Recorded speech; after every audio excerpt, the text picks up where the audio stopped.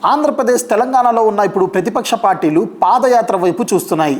అవును, ఎందుకంటే పాదయాత్రలో ఉంటూ ప్రతిరోజు ప్రజల దగ్గర ఉండొచ్చు, అక్కడ వాళ్ళ సమస్యలు తెలుసుకోవచ్చు, అక్కడి నుంచే నేరుగా ప్రశ్నించవచ్చు అధికార పార్టీ వాళ్ళని అని చెప్పి ఇప్పుడు ఇదే అస్త్రంతో ముందుకు వెళ్ళాలని చెప్పి అనుకుంటున్నారు. ఇటేమో బీఆర్ఎస్ పార్టీ నుంచి కేటీఆర్ గారు 2027లో పాదయాత్ర మొదలు పెట్టబోతున్నారట. ఆయన ఎప్పుడూ పాదయాత్ర అనేది చేయలేదు, ఇప్పుడైతే మొట్టమొదటిగా ఈ అస్త్రాన్ని ఉపయోగిస్తున్నారు కేటీఆర్ గారు.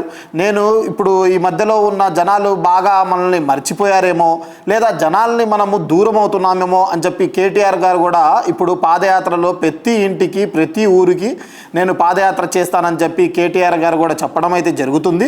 అదేవిధంగా ఆంధ్రప్రదేశ్లో జగన్మోహన్ రెడ్డి గారు కూడా 2027లో పాదయాత్ర మొదలు పెట్టబోతున్నారు.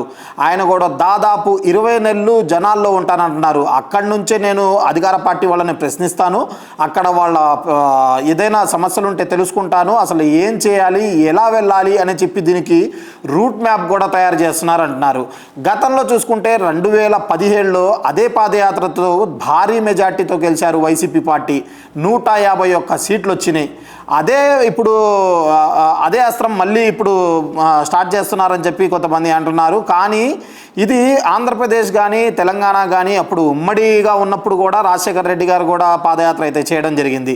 అదేవిధంగా పాదయాత్ర అనేది ఎక్కువగా ప్రభావం చూపుతుంది రాజకీయాల్లో. ఎందుకంటే ప్రతిరోజు జనాల్లో ఉంటారు కాబట్టి, ప్రతిరోజు వాళ్ళ సమస్యలు కూడా తెలుసుకుంటారు కాబట్టి, వాళ్ళతో మమేకం అవుతారు కాబట్టి ఈ పాదయాత్ర అనేది ఒక సెంటిమెంట్ లాగా అవ్వబోతుంది అని చెప్పి అంటున్నారు. మరి తెలంగాణ ఆంధ్రప్రదేశ్లో ఏ విధంగా ఈ పాదయాత్ర అనేది ప్రభావం చూపుతుంది అనేది మనము వేచి చూడాల్సి ఉంది.